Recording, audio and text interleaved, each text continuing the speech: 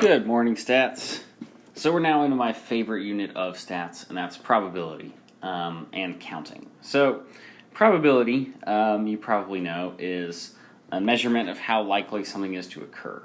And the way we measure probability or calculate probability is we take, so this is notation for the probability of A is equal to the number of possible ways that A can occur divided by all of the possible outcomes. So for instance, finding the probability of drawing a spade from a deck of cards. So this is just, you're drawing one card from the deck, you shuffle the deck, and you draw one card. So there are 13 spades in a deck of cards. It's 13 spades. And there are 52 total cards.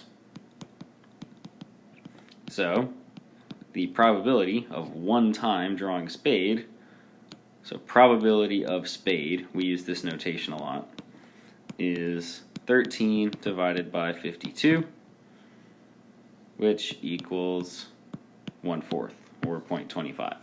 So that's a 25% chance of drawing spade.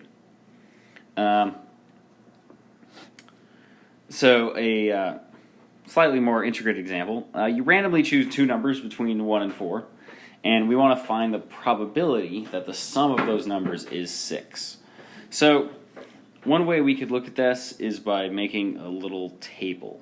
So if I randomly choose numbers between 1 and 4, I could get 1, 2, 3, or 4. So I'm going to make a table out of this.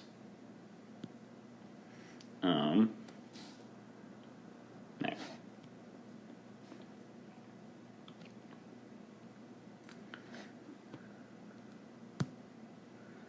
One, two, three, 4. 1, 2, 3, 4. So the row in the column label represents my numbers, and then inside each box here I'm going to put the sum. So this is going to go, the sum of 1 and 2 is 2. 1 plus 2 is 3. 1 plus 3 is 4.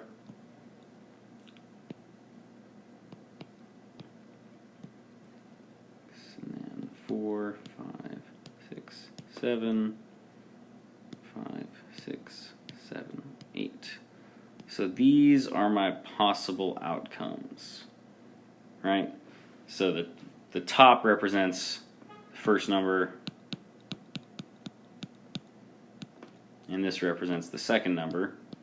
And it really doesn't matter what order the numbers are in. So we want the probability that the sum of those numbers is 6. So there are 3 possible ways that we could get a sum of 6.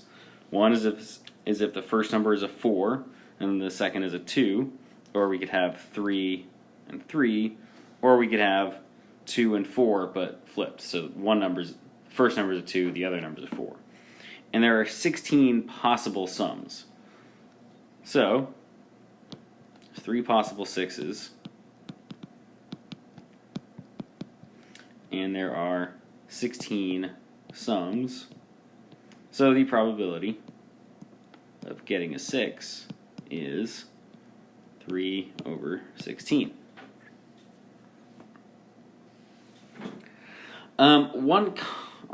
So the law of large numbers it states that as the number of independent trials increases, independent means that the next trial can't be somehow related to the previous trial.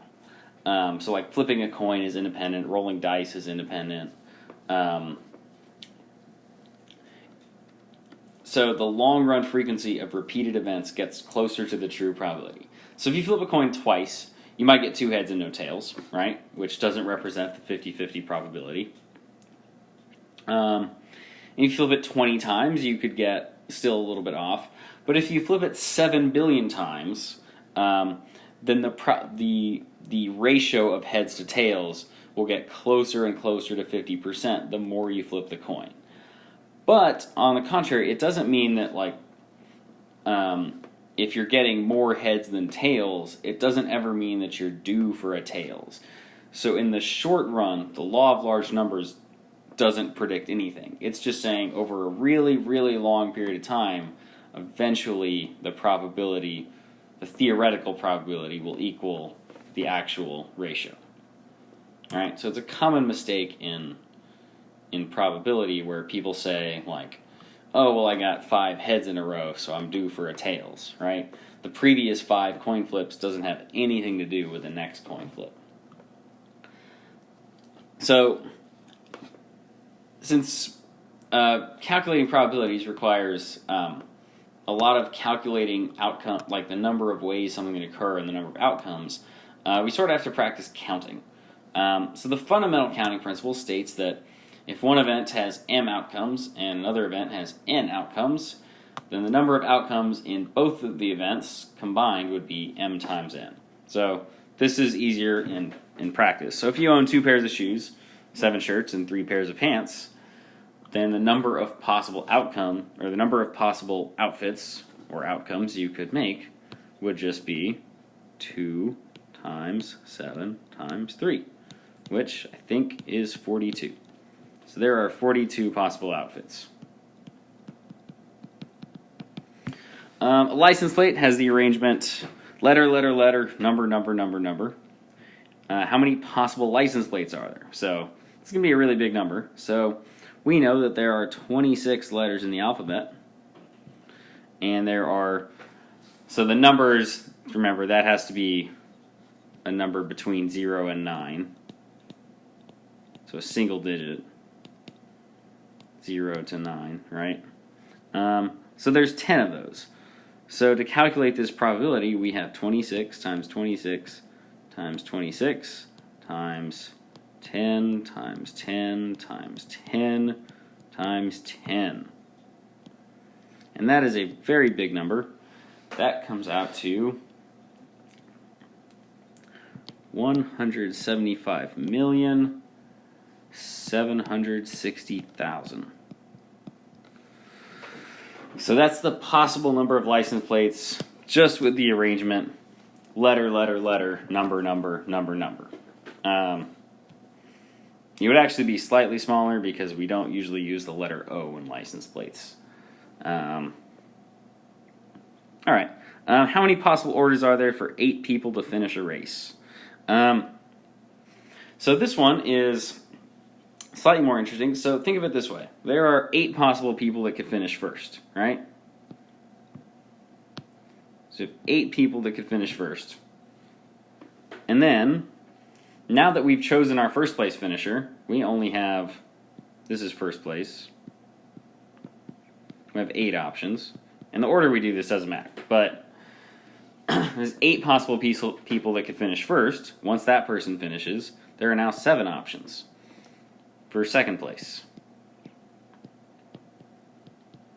And there are now 6 options for third place. And you can see where this is going. So 8 times 7 times 6 times 5 times 4 times 3 times 2 times 1. And that comes out to 40,320. So this practice, or this multiplying all of the numbers up to 8, is a really common thing in counting.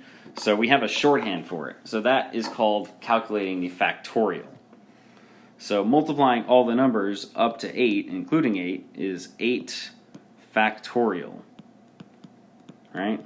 We're not yelling 8. We're not really excited about 8. I mean, sometimes I get excited about the number 8.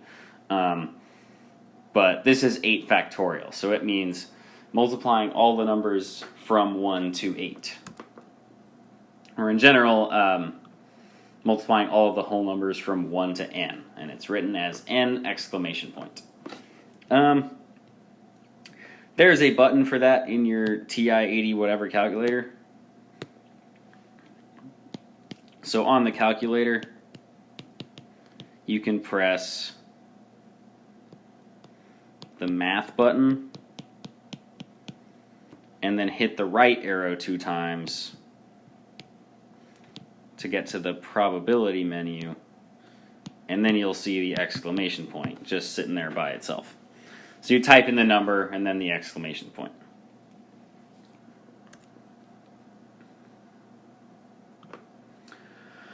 So a permutation It's actually what we did in the last problem here. So a permutation is an ordering, or is an arrangement of, or is a combination of people where the order matters.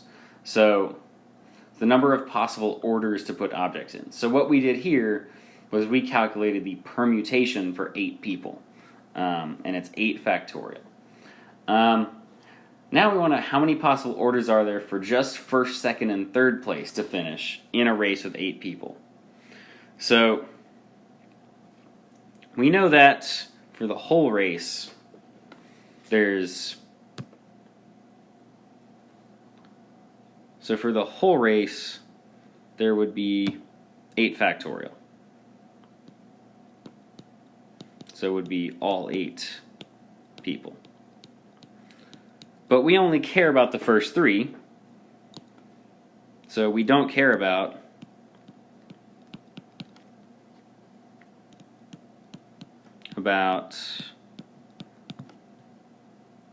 finishers 4 through 8.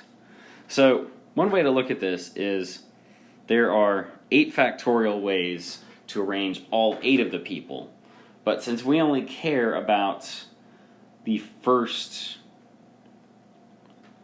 3 that finish, there are 5 factorial ways to arrange the bottom 5, right? So we care about the first 3, we don't care about the bottom 5.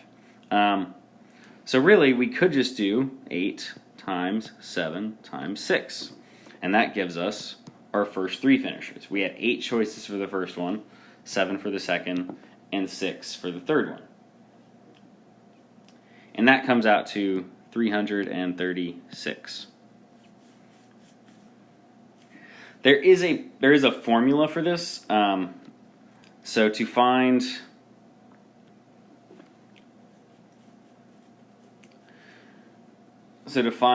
permutations.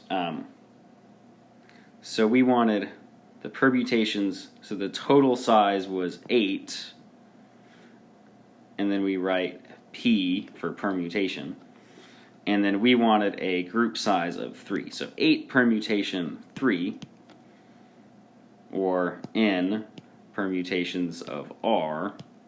So in this case, it's calculated as 8 factorial divided by 8 minus 3 factorial, right? Which still comes out to 336. So for the formula n permutations of R, we have n factorial divided by n minus R factorial. The calculator can also do this. So if you press, again, math, and then PRB, then there's a button that looks like NPR, not the radio station. You can select that button, and you have to type in the number first. So type N, then the NPR, then R, and it will calculate the n permutations of R. A combination is a permutation again, but in this one the order doesn't matter. So again, let's consider our top 3 runners in this track meet. But this time we don't care about what order they finish in, because it's only the top 3 runners advance to state, and we don't care what order they finish in. We just want to know how many combinations of people can advance to state. So the difference between a combination and a permutation is, in the previous example, so say we had like Kevin, Alex, and Ben, right? So Kevin got first, Alex got second, so that's first, second, third. So, and then another possible permutation is Alex gets first, Kevin gets second, and Ben gets third, right? So these are different permutations. They're different permutations. permutations, but they are the same combination of people.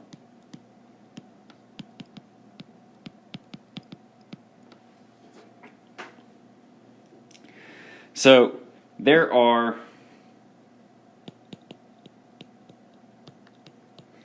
we know there are 3 factorial ways to arrange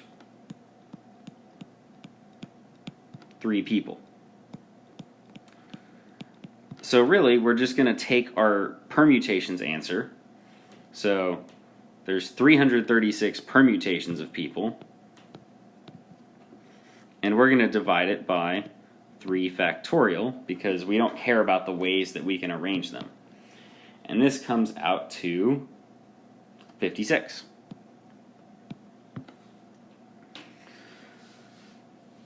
So the combination formula is, so sometimes this is written as n, so n combinations of r is n factorial divided by r factorial times n minus r factorial. And you can also find this button in your calculator. I want to say it's right under the permutations button. So in the calculator, you can go to math, and then probability, and then the NCR button. Sometimes, by the way, this is sometimes said as n choose r, rather than n combinations of r. So if you hear somebody, most likely me, say n choose r, then I mean combinations, n combinations of size r, right? So the last example is putting it all together, and my favorite probability example problems always deal with poker. Standard 5-card draw poker, so from the 52 cards you are dealt 5 cards, and that is your hand. What is the probability of being dealt a flush? So flush means you got 5 cards of the same suit. It's a pretty good thing, right? So to calculate this, we go back to the way we calculate probability. We're going to do the probability of getting a flush is equal to the total number of flush hands,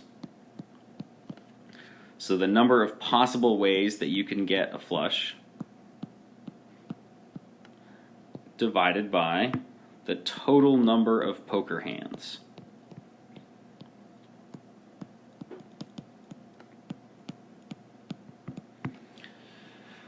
So let's do the denominator first. So the number of poker hands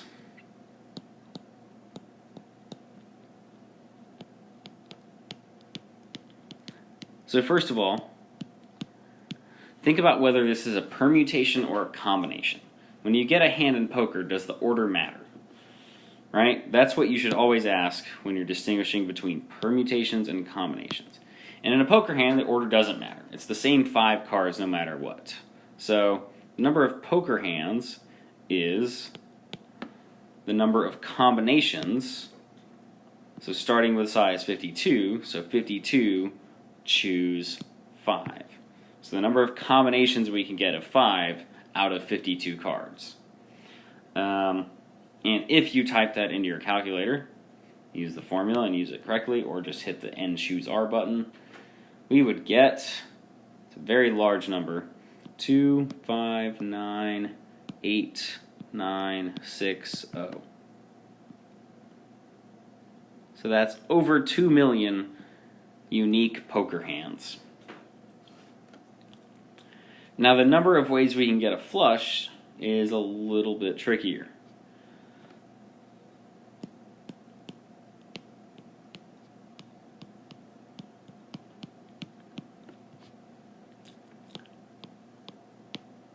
So in order to get a flush, I have to get 5 cards of the same suit, and there's only 13 cards of every suit. So to calculate the number of possible flush hands, I have, so for one suit, it would be, I have 13 choices now, and I still want 5 cards. So 13 choose 5 would be for only one suit. But since there's 4 suits, I'm just going to take that number and multiply it by 4. And I get 5,148 possible flush hands.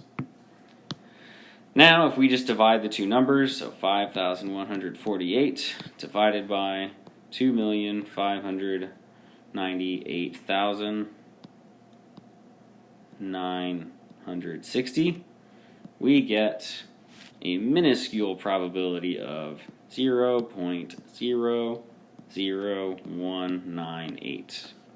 So that is the probability of getting a flush on your first 5-card draw. Alright, so at this point you should go into MyMathLab and complete the assignment. It's all about probability and counting. Don't forget to use your calculator tricks, and don't forget to use the built-in tutorials like the click for help to walk through a problem. And you'll do this today, or Monday and Wednesday, and then Friday we'll go over some of these problems and we'll do some more fun stuff. All right.